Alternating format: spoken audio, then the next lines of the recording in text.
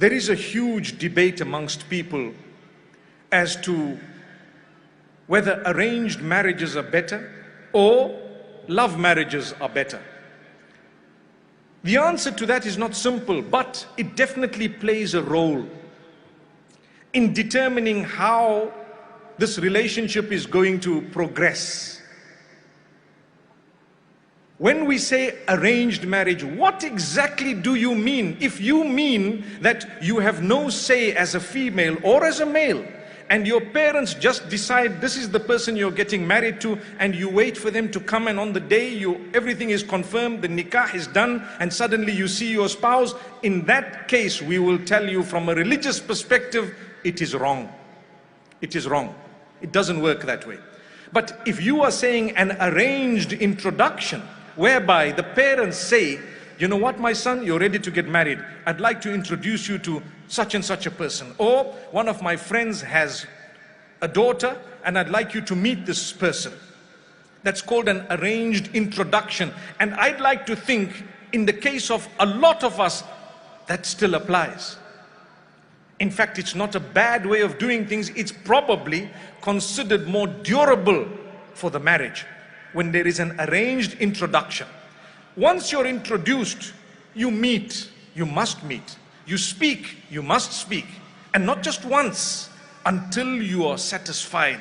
This is the person. Yes, I was introduced by my father to a family who has a son, for example, or a daughter. And I met them once and twice and thrice.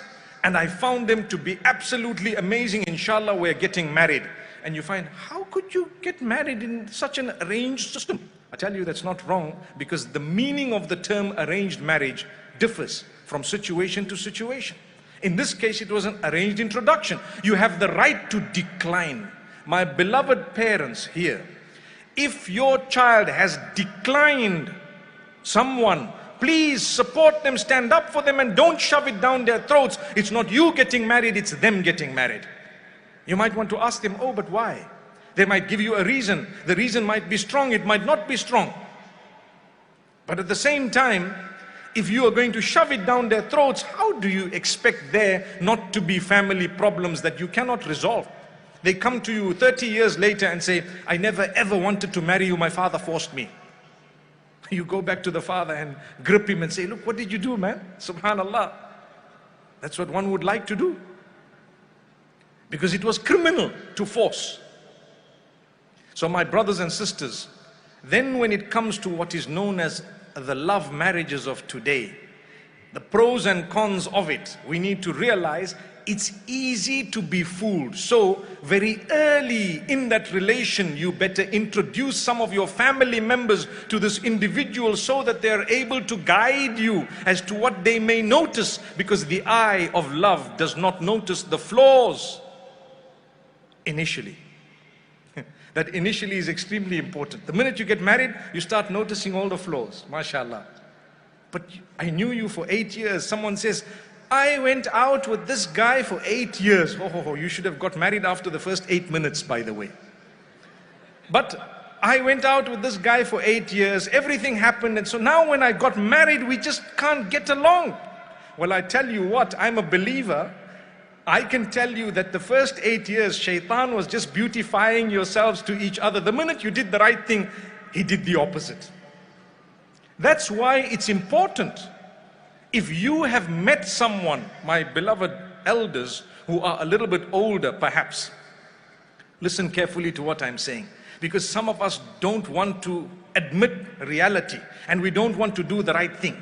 If your child comes up to you and says to you that I have come across someone, be it at work, be it at the university, be it somewhere. It's not something I encouraged, it happened. They went out. Our children have eyes, they have ears. They come across people, they see things. Let them be so close to you as a child that they will immediately tell you, today I met someone and do you know what? I really feel that you need to help me because it's a potential spouse. I ask you a question, my beloved parents. Do you think your children would have the guts to come to you and say that? If the answer is no, please, we're living in a century and in an age where you need to have a relationship where they can come up to you and tell you exactly that. And how you react shouldn't be an outburst. I've already promised you to my sister's children. Relax, relax. You promised who? By the way, who is getting married here? Is it you or me? That's the question. May Allah grant us ease. So you must be open to embracing what has come, because it's not prohibited. If it was totally prohibited, we would tell you no. But culturally, we feel like we don't want to do this simply because the shackles of culture have not yet left us. And cultures are brilliant, they are good. However, there are some parts of it that require, if I can term it, renovation. That's why we face so many family problems, because our children cannot communicate with us. You love them, talk to them. Let them come and tell you the most absurd thing ever. Don't have an emotional outburst as a result of what they've just said.